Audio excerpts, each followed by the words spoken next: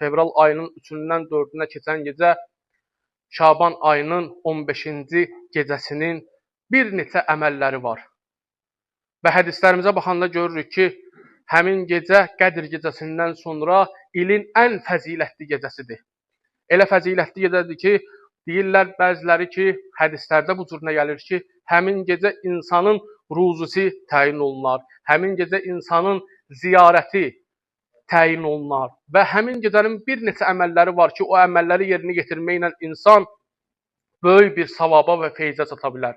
Çünki İmam Baqir əleyhissalam buyurur ki, Allah həmin gecədə öz bəndələri ilə, öz fəziləti ilə və ikramı ilə davranır. Onların heç bir duasını geri çevirmir. Nə dua eləsələr qəbul eləyir. Ona görə həmin o fürsəti əldən vermiyor. Fevralın 3-dən 4-ünə keçən gecə əhya saxlamaq həmin gecənin ən əhəmiyyətli əməllərindən biridir. Və ikinci, həmin gecə İmam Hüseyn əleyhissalamı ziyarət eləmək. Açıq bir havada insan sağa tərəf və sola tərəf və səmaya tərəf baxıb İmam Hüseyn əleyhissalama salam verməsi həmin gecənin ən fəzilətli əməllərindən biridir və Şaban ayının 15-ci gününün ən fəzilətli əməli İmam Hüseyn əleyhissalamı ziyarət eləməkdir. Və sizin bildiyiniz ən asan bir namazlardan biri ki, siz onu il ərzində qılırsınız və o namazdan istifadə edirsiniz və fəzilətlərini də bilirsiniz. Həmin gecənin fəzilətli əməllərindən biri də Cəfər-i Təyyar namazı qılmaqdır. Cəfər-i Təyyar namazını həmin gecə çalışın ki, qılasınız və ondan sonra Allahdan nə istəsiniz bilin ki, Allah onu qəbul eləyəcək. Və diqqət eləyin ki, ümmətin ən üstün əməli həmin gecə zuhurun intizarında olmaqdır.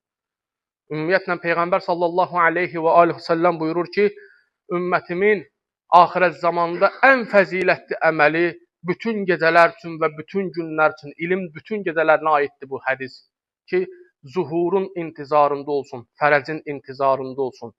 Və İmam Mehdi Əcəlallahu Fərəcəh-i Şərifin bir sözünü demək istəyirəm sizə ki, Həzrət özü buyurur ki, mənim zuhurum üçün çoxlu dua eləyin. Çünki mənim zuhurum sizin azad olmağınızdır, sizin xilas olmağınızdır. Ona görə dualarımızın ən fəzilətlisi həmin o gecədə ağamızın zuhurunu istəməkdir.